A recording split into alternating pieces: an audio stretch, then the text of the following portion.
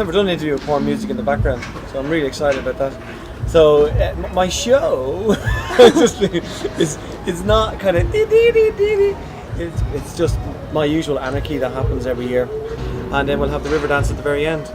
And in between all that, we'll have all the funnies and the ha-has. And are you trained in Irish dancing? Did you do Irish dancing classes when you were a little thing? Yeah, I did, but I'm not trained. But I can certainly make it look like I know what I'm doing. You know, but the river dance is just loads of people doing a very simple step at the same time. But that's because of our human brains. We just go, wow, there's loads of them doing it at the same time. So that's what river dance is. That's why we go and pay so much money to go and see it. This music is sounding even more sleazy by the second. I'm getting worried about what's going on in that tent at the moment. I feel like there's a midget actually tossing me off underneath the bench. You've got a radio show as well. How Yes. does it compare, doing your Radio 2 show with live stand-up? It's very different, as in that. Well, first of all, radio at 1:30 Saturday lunchtime, absolutely no swearing whatsoever. So that's all put over there, which is fine. I can deal with that. Then you're not allowed to talk about certain issues. Just put all that over there. And What issues are banned? Well, you know, you're not allowed to say. You can't say the word Jesus, which just doesn't help me. That being really does Irish. not help. No, because it's something I say quite a lot. So My I can Irish say friend- Holy God. You could. Oh, okay. And then, of course, we're not allowed to slag off the Muslims because they'll stick dynamite up your hole if you say anything about them. So we couldn't do that. And the music's picking up for the Muslims.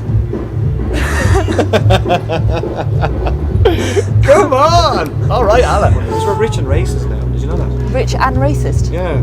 Because the Irish are now, we're getting Nigerians and Polish and Serbs and everybody all coming in to work in Ireland, and Irish people are going, I cannot believe these people are here taking our jobs and all. And basically Irish, that's all they've done for hundreds of years, is travel around different countries, being accepted in hugely.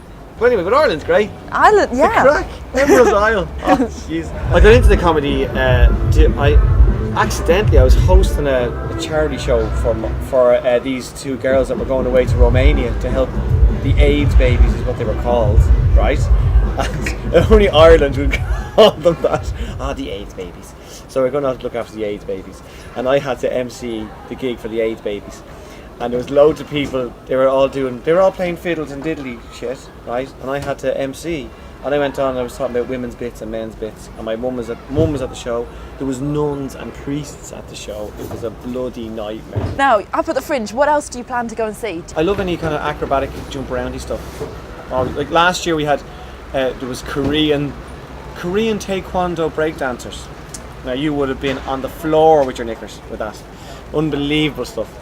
But this year I'm going to be going to see Circus Oz, which is loads of Australians on poles. I've interviewed them, yeah, they're great. Yeah, so they look like they're going to be good fun. And what do you think is the most important thing about the Fringe? I think the fact that Edinburgh gets all of our money. No, that's not.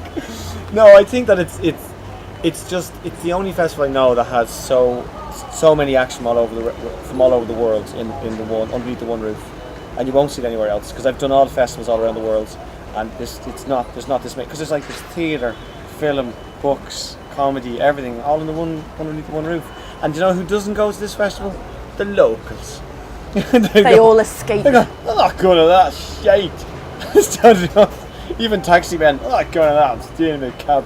So that's brilliant as well. And do you make sure you see as much as you can while you're up here? Yeah. It must be quite hard if you're performing. It is hard because when you're performing and you're a comic with a huge ego, you don't want to see a show better than yours. Who are you afraid of being better than you? All of them. All of them. Yeah, so it's quite difficult. So I'll go to Circus Oz because I'm never going to be able to go to the pole by using the cheeks in the arse. Yes, my show is Bats Having Chats with Cats Under Mats, or sometimes I get it backwards, it could be Cats Having Chats with Bats Under Mats, I'm not too sure. It has nothing to do with cats, chats, bats or mats. My shows never do, it's just a nice theme that rhymes. And so the actual show is just going to be a mixture of me doing stories that I've written, a little bit of improv that I haven't written. That's going to be, just me interacting with the crowd. I'm going to be getting two people from the audience to go outside of the venue and rob stuff for me and bring it back in. So a bit of Robin Hood stuff there going on.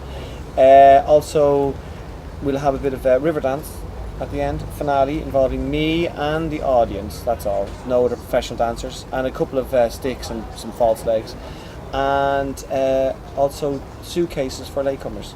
They'll be popped into the suitcases and put in the corner as latecomers. So that's only an hour, so there's a lot to squeeze in the hour. So it's going to be a busy hour.